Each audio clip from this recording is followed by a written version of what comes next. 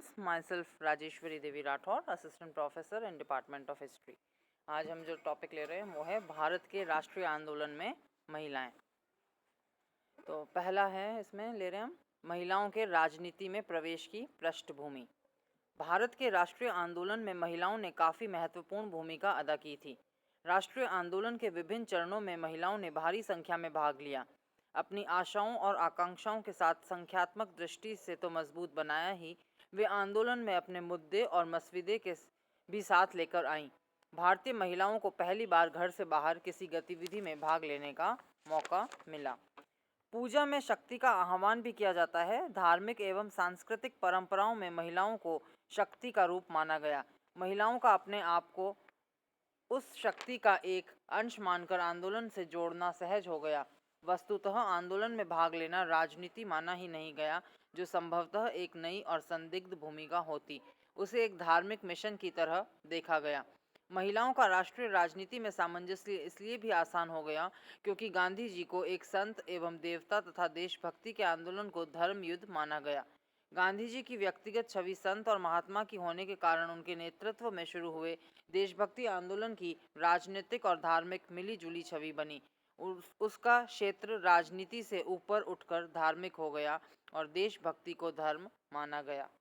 Shrimati Annie Besant और सरोजनी नायडू जैसी महिला नेताओं ने कांग्रेस में महिलाओं की मौजूदगी तथा पहल करने का जो एहसास दिलाया, उससे प्रेरित होकर महिलाओं ने राजनीति में शामिल होने की सोची। उन्हें राजनीतिक लक्ष्यों के साथ अपनी स्थिति व दर्जे में सुधार की आशा जगी। स्वयं गांधी जी आंदोलन में महिलाओं की भागीदारी के पूर्ण समर्थक थे। वे अपने भाषणों में राष्ट्रीय आंदोलन में महिलाओं की भागीदारी अनिवार्य मानते थे। वे महिलाओं को यह कहकर प्रेरित करते थे कि देवियों और वीरांगनाओं की तरह आंदोलन में उनकी एक अलग भूमिका है और उनमें इस भूमिका को निभाने की शक्ति और हिम्मत भी है। उन्होंने महिलाओं को विश्वास दिलाया कि राष्ट्रीय आंदोलन को उनके महत्वपूर्ण योगदान की जरूरत है। गांधी जी का कहना था कि जब महिलाएं सत्याग्रह आंदोलन में शामिल होंगी, तभी पुरुष भी आंदोलन में पूरा योगदान दे पाएंगे। नेक्स्ट है अब असहयोग आंदोलन। असहयोग आंदोलन में महिलाओं की भूमिका। सन 1920-21 में महात्मा गांधी ने ब्रिटिश सरकार के विरुद्ध असहयोग आंदोलन शुरू किया। इस समय पहली बार महिलाएं भारी संख्या में आंदोलन से जुड़ी। सैकड़ों महिलाएं खादी और चरखा बेचने गली गली घूमी, खादी को लोकप्रिय बनाने के लिए जुलूस निकाले और समूहों में विदेशी कपड़ों की होली जलाई। उन्होंने शराब की दुकानों पर धरना दिया और शराब के लाइसेंस की सरकारी नीलामी को रोका। 1921 के कांग्रेस अधिवेशन में 144 महिलाओं ने भाग लिया। इनमें 131 महिलाएं स्वैच्छिक कार्यकर्ता थीं और 14 महिलाएं कांग्रेस की विभिन्न समितियों में थीं। बम्बई में महिलाओं ने राष्ट्रीय स्त्री सभा का गठन किया। यह स्त्री सभा पूरी तरह राष्ट्रीय एक्टिविज्म के प्रति समर्पित थी। यह प्रथम महिला संगठन था जो बिना पुरुषों की सहायता के चलाया जाता था। इसके मुख्य दो उद्देश्य थे, स्वराज्य और महिलाओं का उत्थान। अतः देश का उद्धार और महिलाओं का उत्थान एक ही सिक्के के दो पहलू माने गए। राष्ट्रीय स्त्री सभा की सदस्याएं पूरे बम्बई में खादी के प्रचार प्रसार में लगी हुई थीं। उन्होंने नवंबर 1921 में प्रिंस ऑफ वेल्स की भारत यात्रा का विरोध करने के लिए पूरे बम्बई में हड़ताल आयोजित की। स्त्री सभा की सदस्याओं ने गाँवों में बनाई जाने वाली खादी की बिक्री के लिए शहर में कई केंद्र खोले, प्रदर्शनियां आयोजित की और घर घर जाकर खादी बेची। गांधी जी के हरिजन उद्धार के विचारों से प्रेरित होकर उन्होंने हरिजनों की शिक्षा के लिए बम्बई के जी वार्ड में कक्षाएं भी लगाईं। असहयोग आंदोलन में महिलाओं की भागीदारी से उन्हें अपने लिए एक जगह बना ली और महिलाओं के मन में अपनी उपलब्धियों के प्रति एहसास भी जगा। नेक्स्ट है श्रमिक वर्ग की महिलाओं में चेतना। 1920 के दशक में श्रमिक वर्ग की महिलाओं में तथा उनके बारे में नई चेतना जागृत हुई। इससे पहले उनके बीच काम करने के कोई विशेष प्रयास नहीं किए गए थे, लेकिन अब राष्ट्रीय आंदोलन में निर्धन महिलाओं को जोड़ने के प्रयत्न किए गए। उनमें उनकी कामकाजी छवि की बजाय घरेलू महिला की ही छवि को ध्यान में रखा गया। किसी भी राष्ट्रवादी महिला ने उन्हें मुख्य धारा से जोड़ने के लिए संगठित प्रयत्न नहीं किए। उसमें भी उनके वेतन को आय का प्रमुख स्रोत नहीं बल्कि गौण और पुरुषों की आय का पूरक माना गया।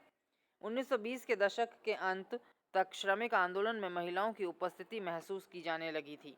इस काल में न केवल नामी ट्रेड यूनियनी महिलाएं सामने आईं, बल्कि श्रमिक महिलाओं ने स्वयं प्रयत्न करके संगठित होना शुरू कर दिया था। श्रमिक आंदोलन में उनकी अपनी एक जगह बनी। नेक्स्ट है सविनय अवज्ञा आंदोलन और महिलाएं। मार्च 1930 में गांधी जी ने सविनय अवज्ञा आंदोलन की शुरुआत अहमदाबाद से डांडी तक 240 मील की पैदल यात्रा की। यह आंदोलन अंग्रेजों के नमक कानून को तोड़ने तथा उनके नमक बनाने के एकाधिकार को चुनौती देने के लिए चलाया गया। यद्यपि महिलाएं इस आंदोलन में भाग लेने और डांडी यात्रा में सम्मिलित होना चाहती थीं, लेकिन गांधी जी ने उन्हें यह कहकर मना कर दिया कि इससे अंग्रेज सोचेंगे कि भारतीय कायर हैं और खुद की बजाय महिलाओं को आगे कर रहे हैं। फिर भी जहां जहां यात्रा का पड़ाव होता, भारी संख्या में महिलाएं गांधी जी को सुनने के लिए जमा होती। डांडी पहुंचकर गांधी जी ने महिलाओं का एक सम्मेलन बुलाया और वहां उन्होंने महिलाओं के लिए आंदोलन में भावी कार्यक्रम की रूपरेखा बनाई।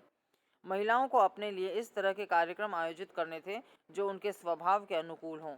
जिन महिलाओं ने आंदोलन में भाग लिया उनमें बंगाल की शांति देवी, उर्मिला देवी, हेम प्रभा गुप्ता, आलोक दास गुप्ता आदि के नाम उल्लेखनीय हैं।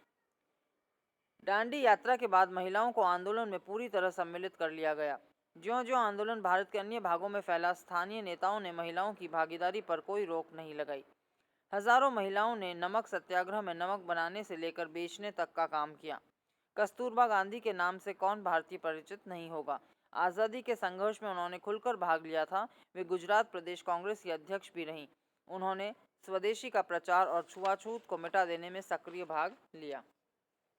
सविनय अवज्ञा आंदोलन का एक महत्वपूर्ण कार्यक्रम कर और राजस्व का बहिष्कार था। इसकी प्रतिक्रिया में सरकार ने घरों के सामान, उपकरण और कई बार जमीन तक जब्त करना शुरू कर दिया, जिसकी बाद में नीलामी की जाती। इन नीलामियों के बहिष्कार में महिलाएं काफ़ी सक्रिय थीं। सामान खरीदने वालों को बाद में पछताना पड़ता था, क्योंकि उन्हें सामान उनके पूर्व मालिकों को वापस देने के लिए बाध्य होना पड़ता था। सत्याग्रही महिलाएं नन्हे बच्चों को गोद में लिए उनके घरों के प्रांगण में तब तक धरने पर बैठी रहती जब तक कि वह सामान लौटा नहीं दिया जाता था। 1930 के दशक में महिलाओं को पहली बार पुलिस दमन का सामना करना पड़ा।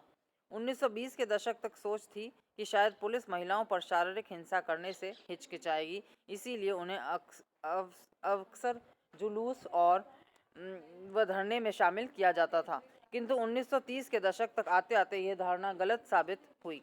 महिलाओं के जुलूसों पर भी लाठीचार्ज किया जाता। कई बार तो पुलिस उनकी बड़ी बेरहमी से पिटाई करती थी। इस तरह की घटनाओं से जनता में तीव्र आक्रोश फैला और आंदोलन ने और जोर पकड़ लिया। नेक्स्ट है महिला संगठनों की उत्पत्ति।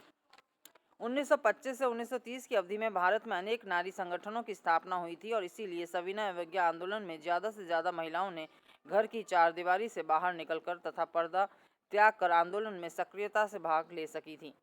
देश सेविका संघ, नारी सत्याग्रह समिति, महिला राष्ट्रीय संघ, लेडीज पिकेटिंग बोर्ड, स्त्री स्वराज्य संघ, स्वयं सेविका संघ आदि बने, जिन्होंने महिलाओं की लामबंदी की, जुलूस व प्रभात फेरी निकाली, धरनों का आयोजन किया, खादी का प्रचार प्रसार किया, चरखा चलाने का प्रशिक्षण और खादी बेचने आदि के काम किए। 1928 में महिला राष्ट्रीय संघ की स्थापना हुई। बंगाल में यह पहला संगठन था जिसने राजनीतिक क्षेत्र में काम करना शुरू किया। इसका उद्देश्य बम्बई राष्ट्रीय स्त्री सभा की तरह देश की स्वाधीनता और महिलाओं की दशा में सुधार लाना था। इन दोनों उद्देश्यों को संगठनों में अलग अलग करके देखा गया। महिला राष्ट्रीय संघ की कुछ महिला नेताओं का तर्क था कि जब तक महिलाओं की जिंदगी में सुधार नहीं आएगा तब तक देश स्वतंत्र नहीं होगा, और महिलाओं की जिंदगी में सुधार तभी संभव है जब भारत को विदेशी शासन से मुक्ति मिलेगी। देश में ज्यों-ज्यों राष्ट्रीय आंदोलन जोर पकड़ता गया, उनमें महिलाओं की भागीदारी बढ़ती गई। महिलाओं के मुद्दे भी चर्चा में, उनमें और ऑल इंडिया विमेंस कॉन्फ्रेंस पर भी आंदोलन में महिलाओं की उपस्थिति का प्रभाव पड़ा। 1926 में ऑल इंडिया विमेंस कॉन्फ्रेंस की स्थापना महिलाओं में शिक्षा प्रसार तथा व्यावसायिक प्रशिक्षण के लिए हुई। उसका मुख्य उद्देश्य यही था कि इससे महिलाओं का जीवन स्तर बेहतर होगा और वे अपनी गृहिणी की भूमिका को अच्छे ढंग से निभा सकेंगे। 1930 और 1940 के दशक में ऑल इंडिया विमेंस कॉन्फ्रेंस का काफ़ी तेज़ी से विस्तार हुआ। ऑल इंडिया विमेंस कॉन्फ्रेंस में महिलाओं के दूसरे मुद्दे काफ़ी वाद विवाद के बाद भी जोड़े गए, जिससे इस संस्था की सामाजिक सुधार बनाम राजनीतिक सुधार की पुरानी सोच में थोड़ा बहुत परिवर्तन आया। उनकी अब यह धारणा बनी कि दोनों में कोई विरोधाभास नहीं है, इसीलिए हम एक को लेते हैं तो दूसरे को छोड़ नहीं सकते। दोनों एक दूसरे से जुड़े हुए हैं। अंत में इतना ही समझौता किया कि ऑल इंडिया विमेंस कॉन्फ्रेंस में महिलाओं से संबंधित मुद्दों को भी लिया जाएगा और फिर संस्था का नाम all India women's conference for educational and social reforms कर दिया गया। नेक्स्ट है मताधिकार के लिए संघर्ष।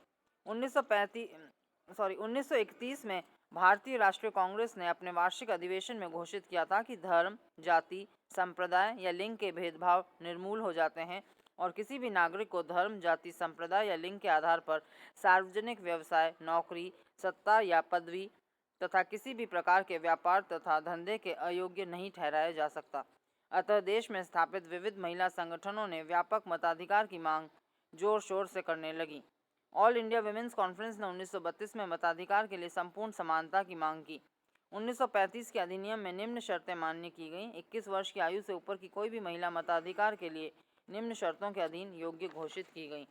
ये शर्तें हैं, पहली, पुरुषों की भांति जो महिला संपत्ति की मालिक हो तथा कर देती हो।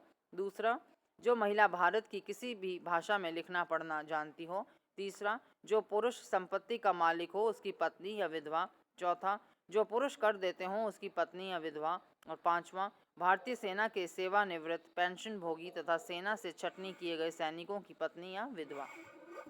इस अधिनियम में महिलाओं के बारे में सांप्रदायिक मताधिकार का सिद्धांत स्वीकार नहीं किया गया था, लेकिन इतना अवश्य जोर देकर कहा गया था कि संघीय तथा प्रांतीय विधानसभाओं में महिलाओं के लिए सांप्रदायिक आधार पर स्थान सुरक्षित रखा जाएगा।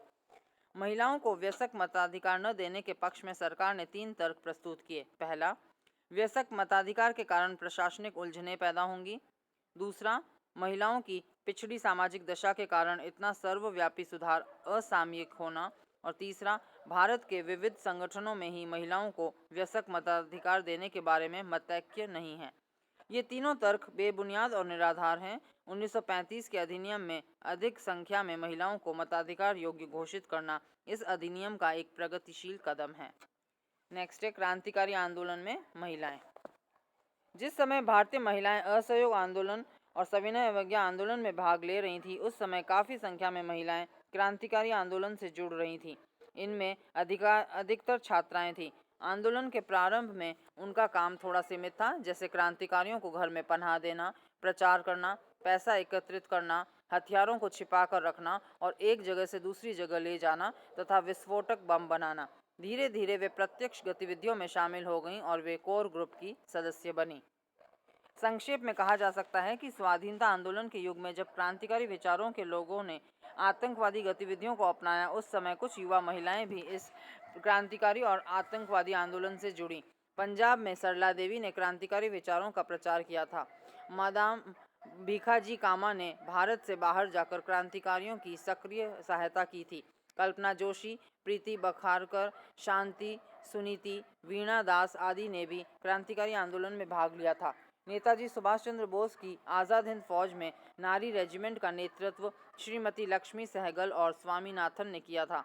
श्रीमती इंदिरा गांधी के द्वारा वानर सेना का गठन किया और उससे कांग्रेस की महिला गतिविधियों को गति प्राप्त हुई थी। नेक्स्ट है भारत छोड़ो आंदोलन। भारतीय स्वाधीनता आंदोलन का अगला और अंतिम चरण 1942 का भारत छोड़ो आंदोलन था, जिसमें हजारों की संख्या में महिलाओं ने भाग लिया।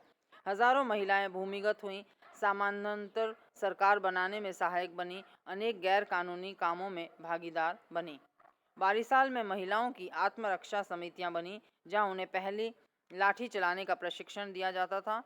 मेमनसिंह जिले में शेरपुर में कई बैठकें हुईं, जिसमें सामंतवाद के खिलाफ संघर्ष में महिलाओं की भूमिका पर चर्चा हुई। पटना में महिलाओं ने प्रभात फेरियां निकाली और पोस्टर प्रदर्शनियां आयोजित की। 24 परगना जिले में हुगली, बाली, चिंसुरा व महेशटाला में महिलाओं की आत्मरक्षा समितियां गठित की गईं। कलकत्ता में कई महिला सभाएं की गईं, जहां तय किया गया कि आत्मरक्षा समितियों के समन्वय के लिए एक अलग संगठन समिति बनाई जाएगी। 1940 के दशक में देश के स्वाधीन होने के आसार दिखाई देने लगे थे और महिला आंदोलन पूरी तरह से स्वाधीनता आंदोलन में समाहित हो गया था। यह सब इतनी सहजता से हुआ कि सबको लगा कि शायद महिलाओं की मुक्ति संबंधी मुद्दों का हल देश की स्वतंत्रता है। इस तथ्य को बड़ी गहराई से महसूस किया जा रहा था कि स्वतंत्रता प्राप्ति से महिला और पुरुषों के बीच गैर बराबरी दूरी हो जाएगी। यह उसी सोच का विस्तार था कि देश की स्वतंत्रता से देश की महिलाओं की समस्याएं दूर हो जाएंगी। महिला मुक्ति का प्रतीक स्वतंत्रता के ठोस आधार की तरह देखा जा रहा था, लेकिन राष्ट्रवादी, क्रांतिकारी, उग्रवादी और साम्यवादी सभी ने महिला एक्टिविस्टों के खतरे को महसूस किया। सभी ने अपने अपने ढंग से उसे सीमित करने का भी प्रयास किया। उपरोक्त विरोधी विचारों के बावजूद महिलाओं ने भारत छोड़ो आंदोलन में न केवल पुरुषों के साथ कंधे से कंधा मिलाकर भाग लिया, बल्कि अंग्रेजों के दमन चक्र को भी कुंठित कर दिया। 1940 के आंदोलन में श्रीमती सुचेता कृपलानी ने प्रमुख भूमिका निभाई थी। भारत छोड़ो आंदोलन के दौरान आसाम की कनकलता बरुआ, बंगाल की मतंगिनी हावड़ा ने अपना बलिदान देकर महिलाओं के योगदान को चिरस्थायी बना दिया। उषा मेहता और उनके साथियों ने मुंबई में भूमिगत रेडियो केंद्र स्थापित किया, जहां से वे आंदोलन का जोर शोर से प्रचार करती थीं और ब्रिटिश शासन के विरुद्ध जहर उगलती थीं। 1942 के आंदोलन में सर्वाधिक महत्वपूर्ण भूमिका श्रीमती अरुणा आसफ अली की ही रही थी। नेक्स्ट है उपसंहार। भारतीय राष्ट्रीय आंदोलन में महिलाओं की भागीदारी उनकी घरेलू भूमिका का विस्तार मात्र था। इस भागीदारी में उन्हें राजनीतिक क्षेत्र में पुरुषों के समान कोई चुनाव या स्वतंत्र कार्य करने की गुंजाइश नहीं थी। राष्ट्रीय आंदोलन में उनकी भागीदारी से न तो उनके घरेलू जीवन या पारिवारिक समीकरणों में कोई अंतर आया और न उनकी जीवन शैली में कोई परिवर्तन आया और न ही उनकी राजनीतिक भूमिका में कोई बदलाव आया। महिलाओं को कभी भी राजनीतिक आंदोलनकारी की तरह नहीं देखा गया। वास्तव में जिस तरह महिलाओं की राजनीतिक भूमिका तय करने में उनकी समाज में स्वीकृत पारंपरिक भूमिका के साथ बारीकी से जोड़ तोड़ की गई, इसके पीछे भी कोई राजनीति ही दिखाई देती है। महिलाओं को आंदोलन में शामिल करने के लिए जो ढांचा और रणनीति बनाई गई, उससे न तो उनका राजनीतिकरण संभव था और न ही उनके हितों की रक्षा। राष्ट्रवादियों को महिलाओं की मुक्ति तथा उत्थान से कोई सरोकार नहीं था। केवल राष्ट्रीय आंदोलन की आवश्यकता को देखते हुए उसे थोड़ा बहुत विस्तार मिल गया। राष्ट्रवादियों ने महिलाओं की भूमिका और सीमा पहले ही तय कर दी थी और महिलाओं को उन सीमाओं को लांघने की अनुमति नहीं थी। इसीलिए राष्ट्रीय आंदोलन में महिलाएं थोड़ी बहुत ही आगे बढ़ सकीं। राष्ट्रीय आंदोलन में महिलाओं का कोई स्वतंत्र अस्तित्व दिखाई नहीं देता, लेकिन जिन महिलाओं ने परंपरा से थोड़ा बहुत आगे बढ़ने का प्रयत्न किया, वहां उनका स्वतंत्र राजनीतिक अस्तित्व दिखाई देता है। गांधी जी ने स्वाधीनता आंदोलन में महिलाओं की भूमिका की सराहना करते हुए कहा था, सत्याग्रह आंदोलन में भारतीय महिलाओं ने जो भूमिका निभाई उसे स्वर्ण अक्षरों में लिखा जाएगा। गांधी जी और कुछ अन्य नेताओं की प्रेरणा से मातृभूमि से प्रेम के कारण महिलाओं ने दृढ़ विश्वास के साथ राष्ट्रीय आंदोलन में सेनानी की भूमिका निभाई थी। भारत का नारीत्व और राष्ट्रवाद एक दूसरे के पर्यायवाची बन गए थे। भारत में महिलाओं को राजनीतिक कार्यकर्ता के रूप में स्वीकार किया जाने लगा। भारत के राष्ट्रीय आंदोलन में महिलाओं ने पर्दा त्याग कर घर के बाहर धरने और प्रदर्शनों में भाग लिया तथा महिला समितियों का गठन किया। वह एक कीर्तिमान है जिस पर देश को गर्व है। तो ये था भारत के राष्ट्रीय आंदोलन में महिलाओं का योगदान।